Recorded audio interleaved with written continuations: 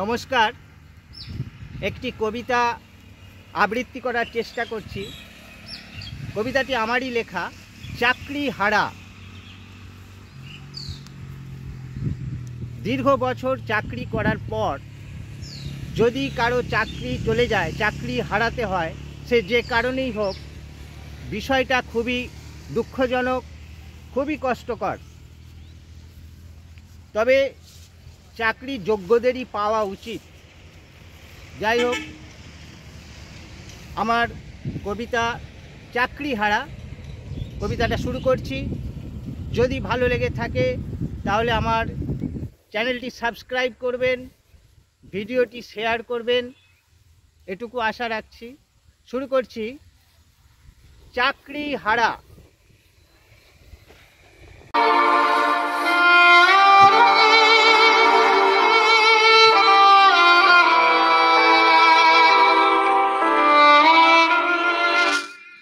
বিচারবাবু রায় দিয়েছেন, চাকরিটা গেছে আজ। কেমন বিচার বিচারবাবু, মানতে মোরা নারাজ।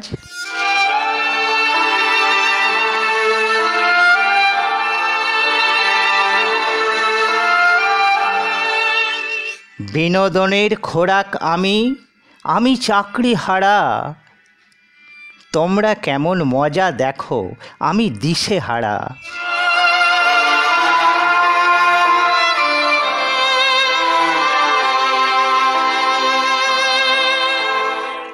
আমার বিচার তোমার বিচার, চলছে বিচারখানা। আমিও জানি তুমিও জানো, কেমনে চাকরিখানা।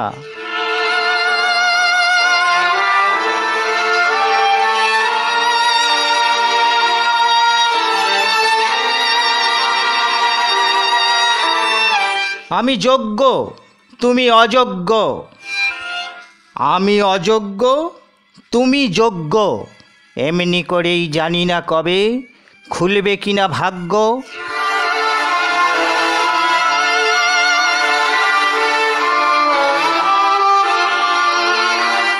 স্ত্রী, সন্তান, পরিজন সবাই করেছে পর। এখন তুই চাকরি হারা, ছটফটিয়ে মর।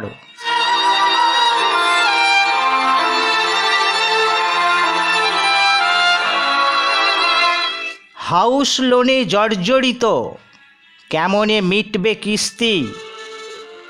ওষুধ দোকান, মুদির দোকান, আরও নানান ফেরিস্তি।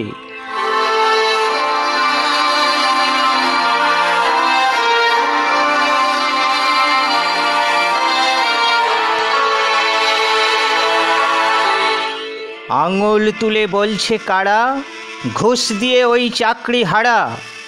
ধরেছে কেমন মরণ জ্বালা, এখন ওদের বাঁচাবে কারা।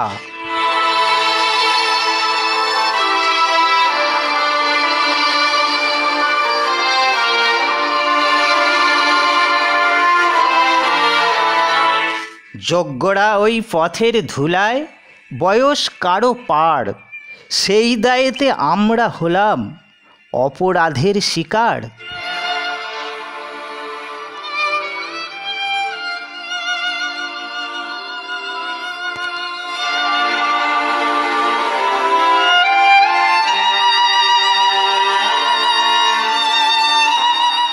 আমি ভুল তোমরা ঠিক, ধরে নিলাম তাই।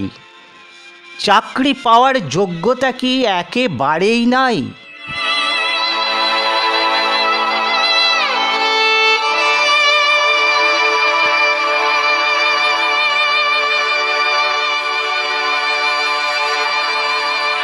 ঘুষ দিয়েছি, বেশ করেছি, এটাই নিয়ম নীতি।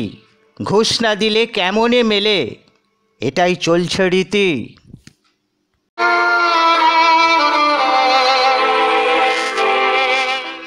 দেয়ার নেয়ার অপরাধে সবাই সমান দোষী।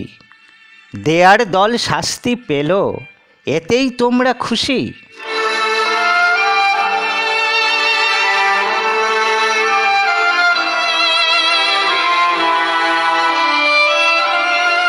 আমি যোগ্য, আমি সৎ, চাকরি আমার বৈধ, তবে কেন বিচারখানায় হলাম আমি জব্দ?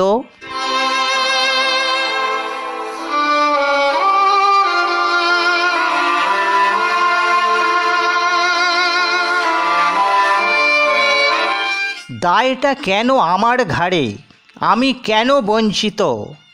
এত পুঁথি পড়ে ডিগ্রি ধরে কেন আজ লাঞ্ছিত? আমি চাকরি হারা, আমি দিশে হারা, আমি আজ অযোগ্য। বেশ, তুমি হও যোগ্য।